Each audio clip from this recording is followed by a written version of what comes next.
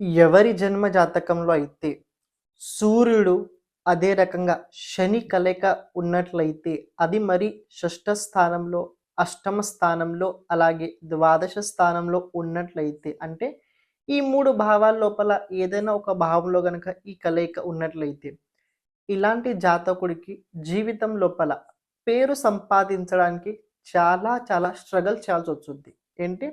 పేరు సంపాదించడానికి చాలా స్ట్రగల్స్ చేయాల్సొచ్చుద్ది.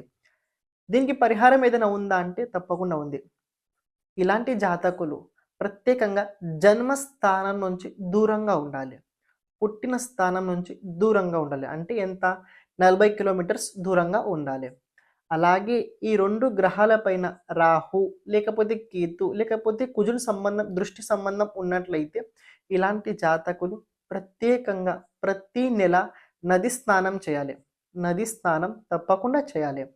ఇంకా ఏదైనా మీరు గనక చేయాలని అనుకున్నట్లయితే ప్రతిరోజు ఇంట్లో శివుడికి అభిషేకం తప్పకుండా చేయండి. దీని నుంచి చాలా మీరు పాజిటివ్ రిజల్ట్స్ అయితే మీరు చూడగలుగుతారు.